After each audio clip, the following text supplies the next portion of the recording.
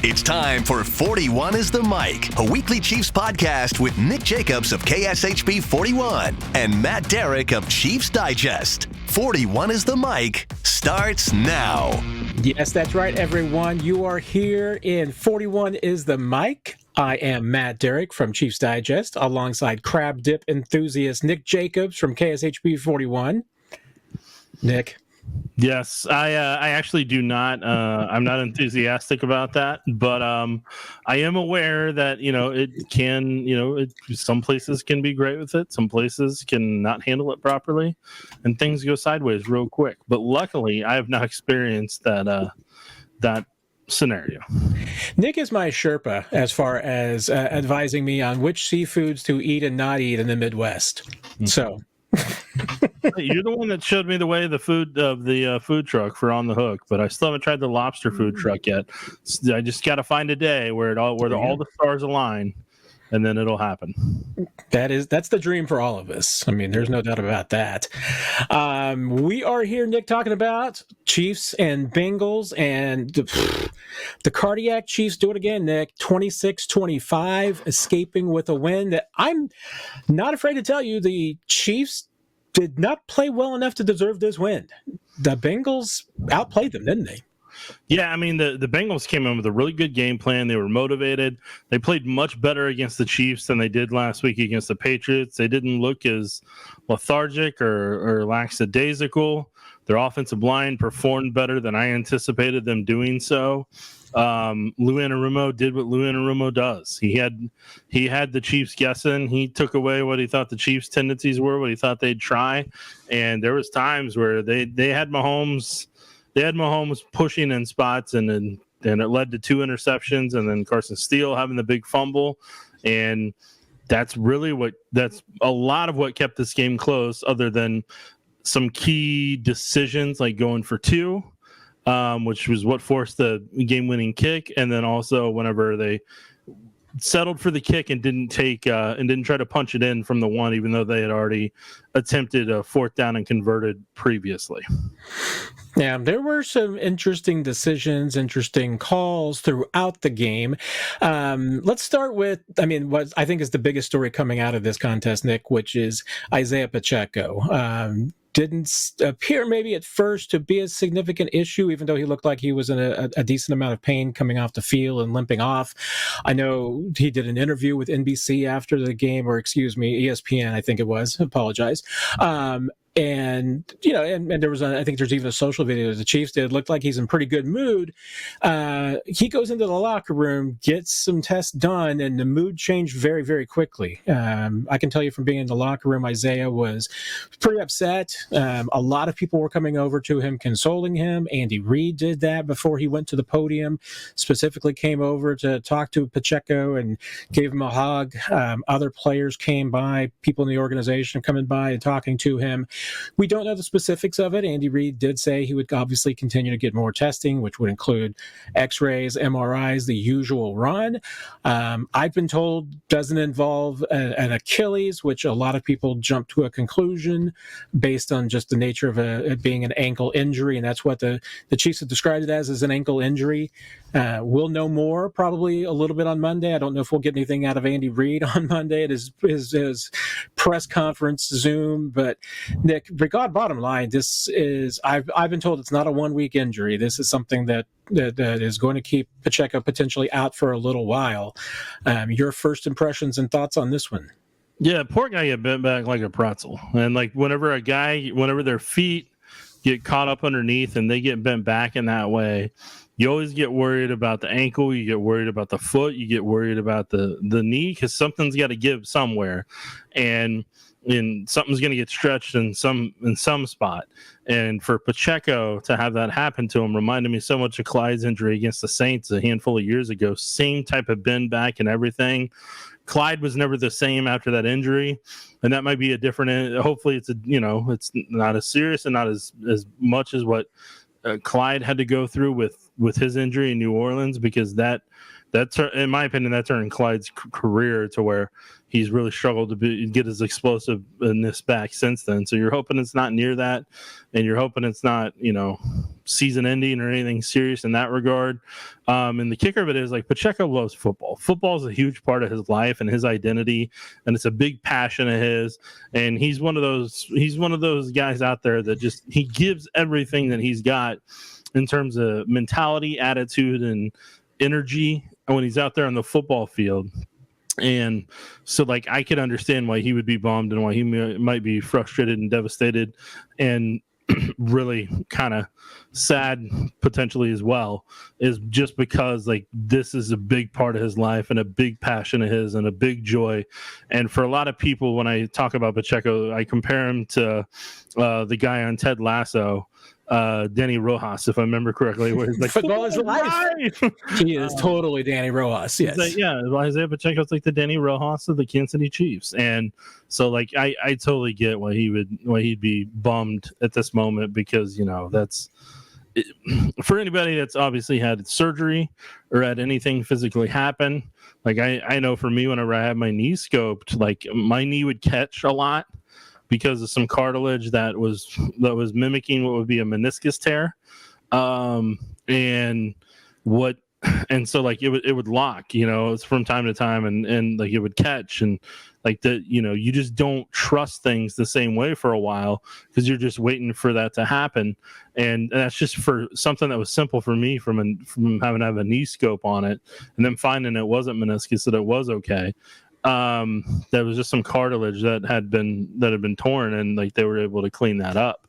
But for players out there like that, every single time a guy gets an injury, I feel awful for him, because I know how hard they work, how tough recovery can be, both physically and mentally.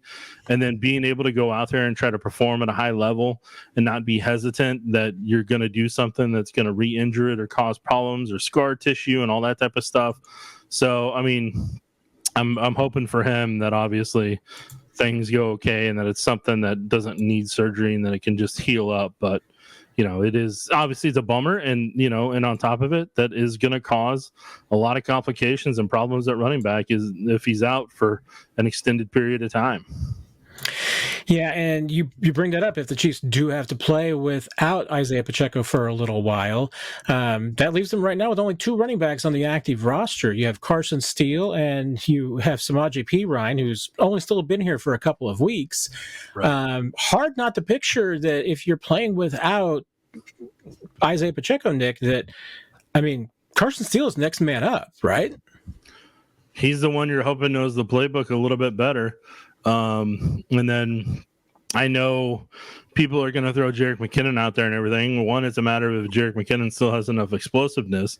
And even if he does, you're only probably putting him out there 25%, 30% of the time, because you're going to have to rotate between all three of those guys to a certain extent. And then maybe, reverses and tosses with receivers or something like that, or screens to kind of create some of that running ability. And then, I know you got Ingram on the practice squad, and I know you got guys you can bring back from that are free agents and everything. But just depending on how that thing goes, like that could be a big domino to where the Chiefs have to attempt to go out and sign somebody at minimum to put on the practice squad to give them some time to learn the playbook. But Atlanta, it's not. We'll see what Atlanta does against the Eagles on Monday Night Football, but. If there's a week where you can get by and not really need to lean on the running game, this is this upcoming week against the Falcons is one where they can do it. They do have Keontae Ingram and Imani Bailey on the practice squad for depth if needed. But you start mentioning names, and remember, we're not talking about here the Chiefs needing somebody for depth that you can bring along.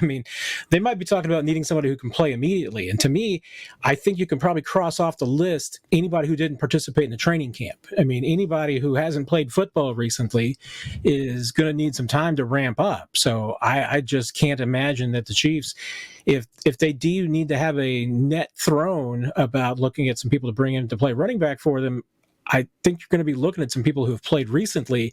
So if you got your wish list out for somebody who has not been with an NFL team in the last couple of months, I think again. I think they're looking for somebody who's in shape and ready to go day one. And also knows the playbook. So like that is stuff. If you're bringing somebody in who hasn't been with the camp and everything and is a veteran, you're at minimum having on practice squad for 4 or 5 weeks at best. At minimum scenario in my book. Yeah, and if you've got somebody like Derrick Prince, I believe, is still on the practice squad for the Miami Dolphins. I mean, you can always poach a player like that back for your 53 if you need to or want to. So there are some options. We will see what Brett Veach and company need to consider there in the next few days ahead. Yeah. But about this game, Nick, I mean, this was not pretty. This I did not expect this to turn into a street brawl, but it basically did. I mean, this was an ugly, ugly game on both sides. Neither team looked very finesse on Sunday, and that's not usually the Chiefs' style. Specifically, let's start off with just how this team began offensively, because they kind of cruised down the field on that opening drive, Nick. I mean, it was a long drive, but did not finish the way that they wanted. What did you see from the Chiefs on that early attack? I think they had their anticipation of what the Bengals were going to do and what Lou Anarumo was going to throw at them, and they were able to get the looks they wanted, and what they had. The answers they'd been working on all week to the test were working out for them. And then once they got down inside the 10, 15, 10-yard range, goal line range, here's the reality. That's whenever the physical teams take over and they run it down your throat and they punch it in the end zone.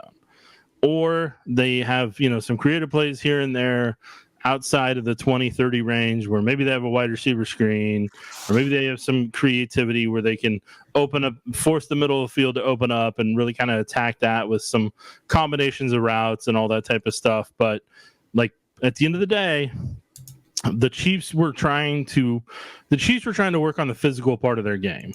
And with some of the formations they were running with power run that they were trying, some of the gap stuff that looked like they were trying, like if you're going to run that type of stuff, you have to be able to get low, get your pad level low, get physical and drive somebody off the ball, and be able to, if you're pulling, kick somebody out, be able to do all those type of things.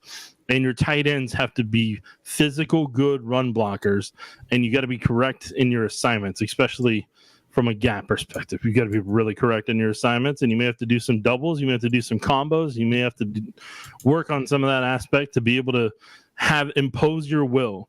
This was a game where the Chiefs play calling wise, especially early on in some of the formations, they were trying to impose their will inside the 20-yard line or less, 15, 10 in that range. That's what they were attempting to do.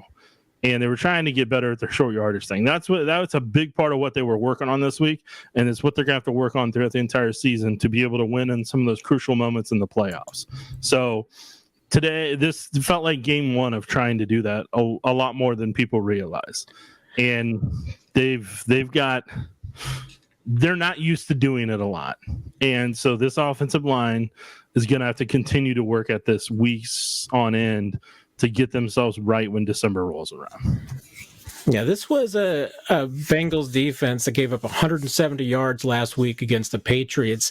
Chiefs got 149 today, and and they ran the ball effectively, certainly in that first drive, because as you mentioned, they had 44 yards rushing on 6 carries to get them down to the 6-yard line.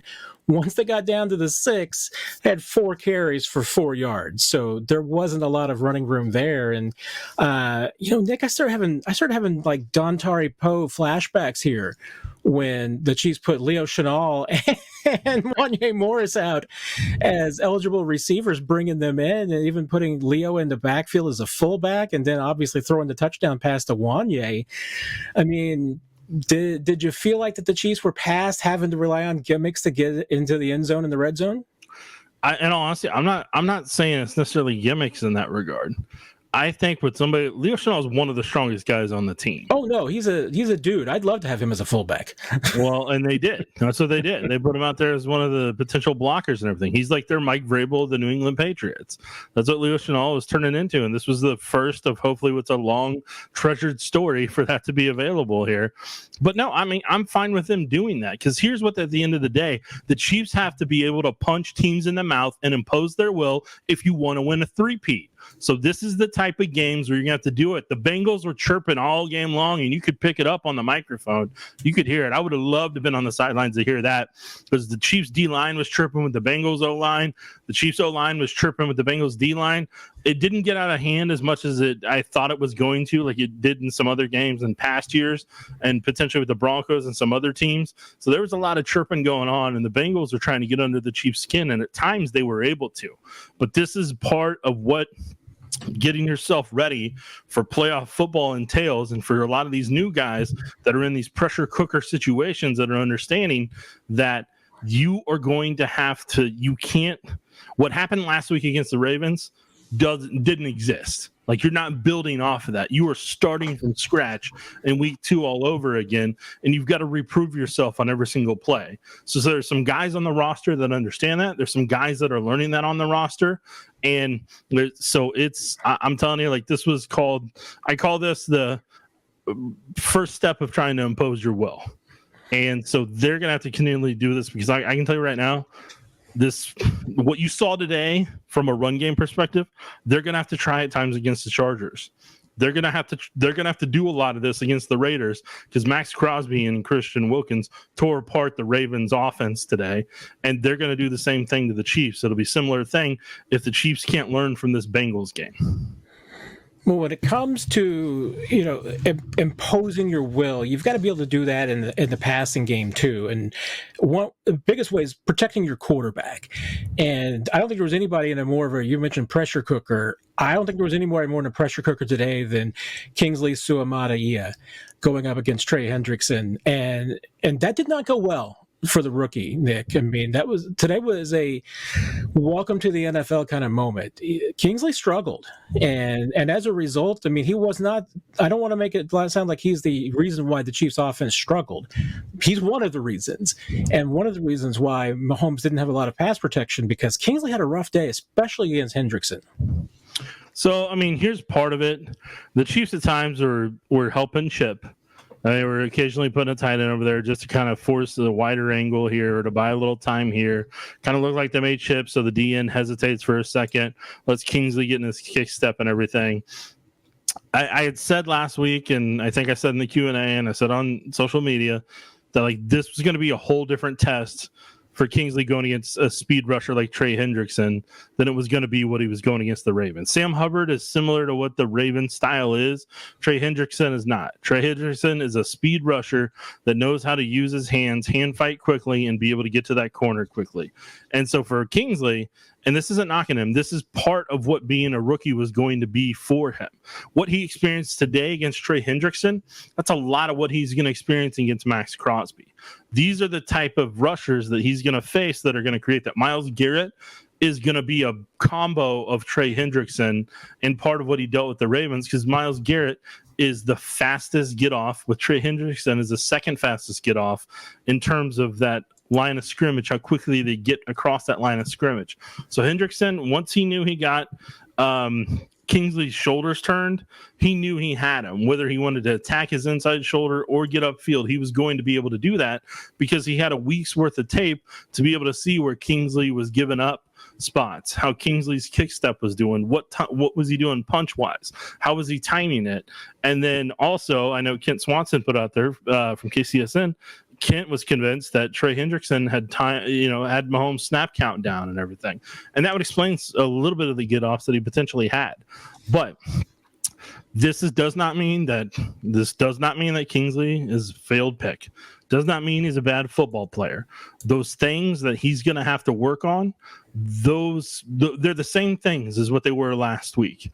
It's just he went against a different style of rusher that he hasn't got to see a lot from Chiefs training camp, because the Chiefs don't have that type of speed rusher outside of George Karlaftis, or if he occasionally went against Chris Jones, which he didn't very often in training camp. Those are the only two guys on this roster that can come close to simulating what Trey Hendrickson is as a pass rusher. Mike Dana's not going to be able to do it. Felix Ndikuzama's not going to be able to do it.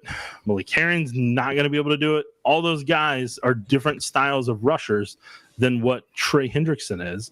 And Trey Hendrickson had himself a contract day. And he's going to try to have some more of those days down the road here so he can go get paid by somebody else when the Bengals move on from him after this year.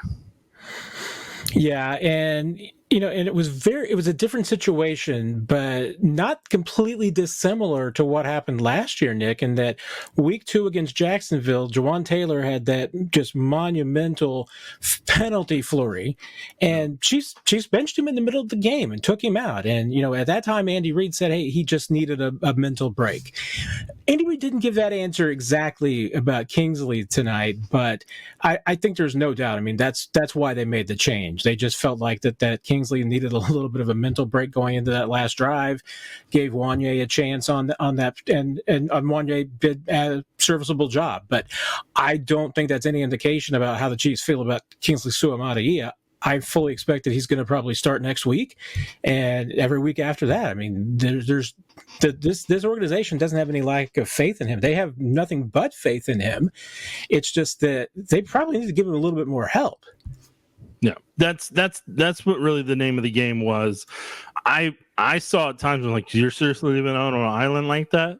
It's like, I know you want all the receiving options in the world, but there's sometimes like you gotta be okay with having one less receiver out there to try to open up whatever XYZ is, because Mahomes needs the time, and you don't need your offense disrupted.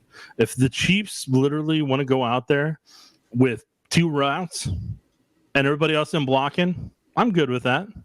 And you know why I'm good with that? Because that's going to tire out that defensive line. That's going to tire them out with the rush. They're going to get tired. So if that's a strategy you have to use it a handful of times, good, go for it. Tire them out, just like opponents tire out your defensive line. Go for it. Like I said, it was not just Kingsley that was a reason why the Chiefs offense struggled. There were others, and let's start getting into them as well, because, and you kind of touched on it a little bit with just as far as getting into, hey, you may have to bring your tight ends in a little bit to help Kingsley, but the tight ends to me didn't have a very good day either, Nick, and, in more ways than one. I mean, it wasn't just Travis Kelce struggling and not putting up big numbers. They didn't really get a lot of help or productivity from any of their tight ends against the Bengals. Yeah, Noah Gray infuriated me. I was not happy with him a handful of times. First off, like, if you're going to be, especially after getting this extension and the organization putting that type of faith in you and putting that type of investment in you, to half-heart some of the blocks he did on some of the screens, because there was one where the corner, like, when you're talking about, like, here you got to impose your will, the corner imposed his will on Noah Gray right back into Xavier Worthy. Like, he just launched himself into him. Gray wasn't expecting it, and then he got rocked back into Xavier Worthy, and Xavier was like, boom, whoa. And then Worthy tried to, had to adjust accordingly to that. And then there was another one on the other side later in the game, whenever he was kind of there. But if he tries and gives effort on that, or if he needs to get in the weight room a little bit more and get the strength up to that level, if he drives and he gets the guy pursuing, the guy he's blocking in their way, and there's more of a chance at the time for the receiving option to be able to convert it into first. And if I remember correctly, that was on the same drive. And like those two plays, it was like it almost might have been back to back. And if he does one of those with a little bit more fire, they convert the first down. Instead, they were dealing with a third down situation at that point. And I don't remember if they converted or had to kick a field goal, but like it just like, I'm like, man, they signed you to a 3-year extension, man. This is not the type of effort I expect to see if an organization is going to invest that in you. Yeah, there were certainly a couple of rough moments, and and that's the thing. I mean, to me, it wasn't always just blocking either. I mean, Andy Reid's offense. Let's face it. I mean, for 25 years, Andy Reid's offense has run through the tight end. It's a West Coast offense. That's what it does, and especially his version of it. Tight ends aren't very good right now. And Travis Kelce, 1 catch for 5 yards, that's not the Travis Kelce we know. I mean, I think there's a legitimate point to be made, Nick, that, that this receiver room, even without Hollywood Brown, but certainly with Rashee Rice and Xavier Worthy, they're better. It's good enough to be able to take some of the load off. But if Kelce's not producing, Noah Gray, no catches today, Jared Wiley, 1 catch for 7 yards. I mean, if that's what you get out of your tight ends, this offense is going to struggle. Yeah, you're not wrong. So, I mean, I wish I could give you more of an inspirational pitch, but, I mean, when I heard the Bengals say in their locker room whenever we got sound sent to us from our Scripps affiliate out there, and I heard Cameron Taylor Britt say that when he's like, that offense still runs through Kelce. He's like, yeah, no, that offense still runs through Kelce. And like for a player to say that publicly and the way he kind of recognized it, I'm like, okay, so they're clearly going to try to take him away. So then what's the next puzzle piece you're going to adjust and do with to be able to counter that? And there was a lot of times today where they thought the counter was going to be the run game or deep passing, and sometimes Mahomes didn't have enough time and he had to take off and the play was busted or something happened. But it wasn't the Chiefs' best offensive performance, and we'll see what they do in the weeks ahead, but there's a lot of room for improvement. But at the end of the day, they still were able to come up with the victory as they had many a times before. So I mean, I guess that's part of the positive. They still haven't. I still don't think they've hit their ceiling of what they can be this year. But they're 2-0, and they have tiebreakers over the 2 members of the AFC North and the Ravens and Bengals if they need it. Yeah, and there's one more area of the offense struggling, on Sunday that I do want to get into, and that's the turnovers because Patrick Mahomes, there's only 2 quarterbacks in the league, Nick, that have more interceptions than Patrick Mahomes. I mean, that's Bo Nix and it's Anthony Richardson. Not exactly the kind of company you want to be in if you're Patrick Mahomes. And there were a couple of troubling interceptions today. I mean, the one that the linebacker Akeem Davis Gaither had, I don't know if that was simply that the Mahomes didn't see him or if it was just that he was just so intent on trying to get the ball to Travis Kelce and wasn't accounting for, whether that linebacker could elevate to get it. But that's the second interception in 2 weeks, Nick, where Mahomes has thrown a pick when there were better options trying to force the ball to Travis Kelce. The first one, I mean, that it had a little bit of Roquan Smith feel from the week before. Maybe not necessarily. I mean, Mahomes had more ability to step into the throw and didn't have somebody in his lap like he did against Roquan, but it was still an over-the-middle interception that Roquan was able to make last week and Gaither was able to make this week. The Cam Taylor Britt one. I mean, look, that was just impressive. He had inside leverage on it, and he was able to just extend up. Because here's an underrated trait that some guys have, and he had in that moment. For a guy to have to look up and be able to maintain their leverage that they have, their vision that they have, and be able to fully extend their arm out and be able to make that catch and track it in with their eyes to their hand. Like that's a different level of athlete. But the fact that he said the things he did during the week, that was him clearly hyping himself up to force himself to make some of those plays that he was able to end up making. So, I mean, tip of the cap to him. That was a heck of a play. It's going to be shown everywhere because it's a great highlight reel. And, the Bengals are going to talk themselves into saying, hey, the refs were the ones who beat them, and they should have won against Kansas City, and they'll see him in January. I mean, the Cam Taylor-Britt interception, there was two parts of it. I mean, one was certainly that it was a fantastic defensive play. The concern for me is that was a bad throw, because that wasn't that deep of a ball, and Patrick Mahomes underthrew Xavier Worthy. I mean, he just did not place it where it needed to be. If he puts that ball out in front of Worthy, probably a touchdown, because if Worthy was able to extend and didn't have to break his stride, and Worthy, probably that's a learning opportunity for him too, because if you're Xavier Worthy, you probably just take the offensive pass interference and just make sure that the defender can't go get the ball. No. But I was more concerned about the fact that it's like, wait a minute, I mean, if you're Mahomes, that ball has got to be in front. You cannot leave it behind your receiver like that. I mean, that's something I see other quarterbacks do. It's not something I normally see Patrick Mahomes do. Yeah, and I mean, also part of it, I'll be curious to see on coaches' film. Once I see that, I'll be able to kind of break it down. Because part of me, I was like, well, it's like, okay, he placed that inside more than I thought. You know, what was it that led to him not being able to place it outside with his ability and everything? So that'd be something I'll be curious to kind of look at in the eye in the sky. There you go. We'll see if something affected the ball or affected his stride. We'll see. You know, I'm interested because, you know, we were talking off air, and and so I don't know your thoughts on it. So I'm really intrigued, because you said talk about one of the things that you were really intrigued about, and you want to talk about was the end of game play calls for the Chiefs on that final drive. Yeah, so I mean, the first part of the puzzle is on that first drive, you go for it on the fourth down, you convert.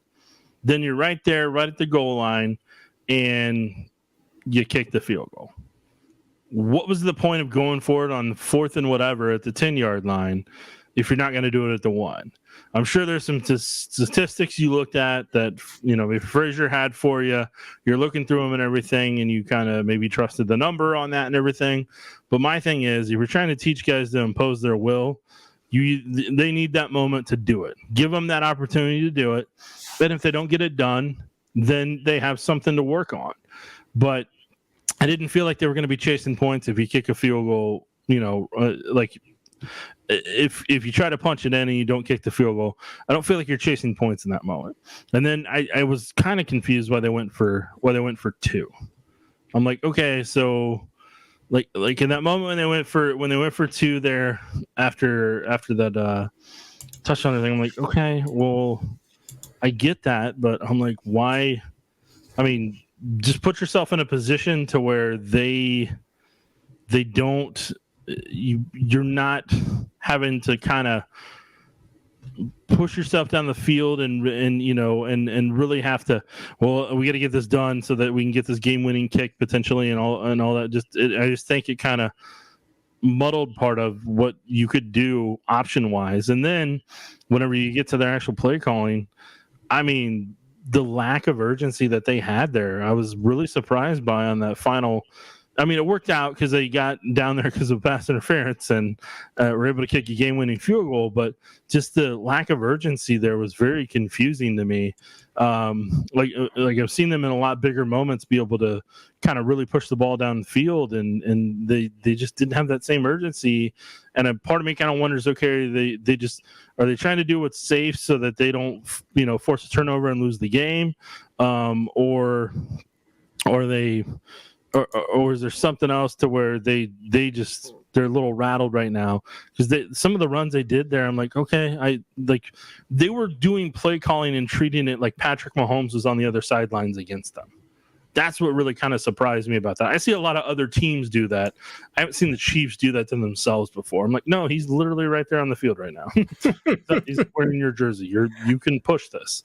But I just kind of felt like it just felt weird to where it felt like they didn't trust their offense to be able to not give themselves a penalty and execute in that moment, or that, you know, they weren't going to turn the ball over. And I felt that's like part of the reason they were as cautious as they were. I was very surprised by that. Yeah, I mean, I understood the going for the 2, because obviously they're at that point. Hey, if you can push it to an even 3 points, that does change the math a little bit. I mean, having the difference between a 1-point lead and a 2-point lead doesn't matter. 1 to 3 does matter a little bit, but I'm completely with you on just that. Those drives in the fourth quarter, until they had their back up against the wall and they had to go for it. But I'll even extend it a little bit more further in that, this was a game where you're going up against a team that did not play the run well at all. And the Chiefs did run the ball a lot. They ran the ball more than they usually do. I will give them credit for that. I'm just not sure if they still ran the ball enough. It seems like that there were a couple of times that, they really got into a groove. Pacheco started to roll and everything, and then all of a sudden, you take a shot in the passing game, it doesn't work. Now you're in a situation where you can't run the ball. You've got too many yards to get. Whereas they were just, there for a while, it seemed like they were getting 7, 9, 11-yard chunks on the ground repeatedly, and then they just got away from it at times. Yeah, no, I mean, you're not wrong about it. There wasn't the rhythm to the offense that there was the week before against the Ravens that kept them in good, kept their confidence up, kept them in favorable down and distances, and kind of just kept the chains moving. Conversely, Lou Anarumo on the other side for the Bengals did what he usually does, which is just comes up with an absolutely brilliant game plan against the Chiefs. Yeah, here's the problem though. That's out there now. Yeah. If other teams try it, the Chiefs are going to have answers to it. And Lou's going to have to come up with a whole nother game plan because now the Bengals are 0-2 yet again, and they're going to have to dig themselves out of a hole. So, they gave their best effort to the Chiefs, and they still lost. And, that's deflating for a team more than they'll ever admit. So, they gave their best shot, and it still didn't get them to the goal that – from an effort and execution perspective, they gave themselves a really good shot. But Jamar Chase, man, lost his head there on that penalty when he's complaining about a penalty he didn't get called, and gets the penalty called on himself, and really kind of pushes them back out of the way in field goal range. Joe Burrow with one of the plays of the day for the Bengals, shoving Jamar Chase away to keep him from maybe getting a second penalty. Yeah. That's sacrificing yourself there, Joe. Way to go. Hey, let's go to the bright side of the ledger. Chiefs, 2-0, Nick. Let's give them the tip of the cap. It was a hard-fought way to get there, but they are 2-0. They are 2-0 not only against the AFC opponents, but AFC North, two teams that could be contesting with them for number one seed in the AFC, certainly playoff seed down the road. This is a great spot to be because there was a lot of people who, thought Chiefs might be lucky to be 1-1 after the first 2 weeks. They're 2-0. Yeah, it took Isaiah Likely's foot being out of bounds and the PI call for them to be able to get it done, but which was pass interference, by the way. Let's just be real. I'm not saying it isn't, but I'm just telling you, if the refs keep the yellow hankies in their pockets, it doesn't, the Chiefs are 1-1 right now, maybe 0-2 just off two simple plays. So I'm just saying, I totally get it. And hey, it's great that they're 2-0 and they're able to have those tiebreakers and everything. But boy, those margins for error are very small when the Chiefs are getting everybody's best. Yeah. And how many times have we seen it before, Nick? Once again, last play of the game, Harrison Butker comes on, bit the big kick. It just seems like big kicks are only things that Harrison Butker has in him. And the special teams, let's also give it for Matt Derrick because he had a couple of whales of a punt. One obviously was the one that pinned the Bengals down at the one that gave them, didn't really result in anything, but yeah. I think that was just a good momentum boost for the special teams for sure. But he really set up that field goal because his punt to flip the field, 64 yards, 9-yard return, net of 53 there in the fourth quarter. That set up the game winner because they needed to flip the field at that point, and Riza got it done. Yeah, and in a high-pressure situation, especially there in that final field goal between Winchester on the snap, Riza on the hold, and Butker on the kick, they were able to deliver in that moment the first time the trio together in a big pressure situation. That was their first time to be able to do it in that situation.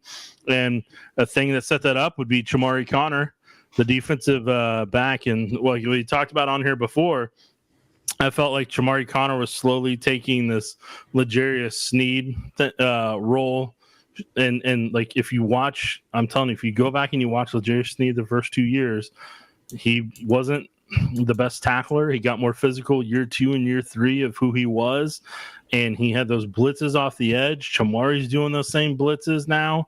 And then Chamarri picked up that football and ran it in for a touchdown that put them in great position.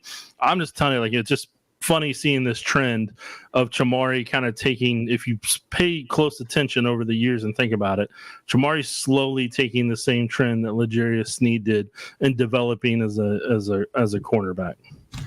Yeah, I thought there was a couple of players on the defensive side that had great days. Chamarri's one of them.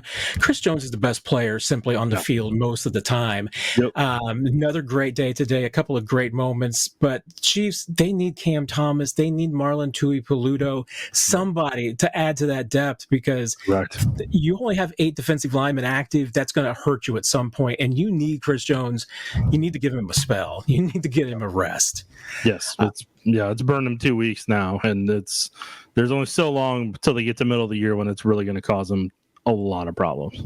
Yeah, but Chiefs survive. They win it 26-25 next week at Atlanta. Sunday night football on KSHB 41. So, Nick, I know you've got a busy week getting ready for pregame and postgame. That's right, Matt. Football.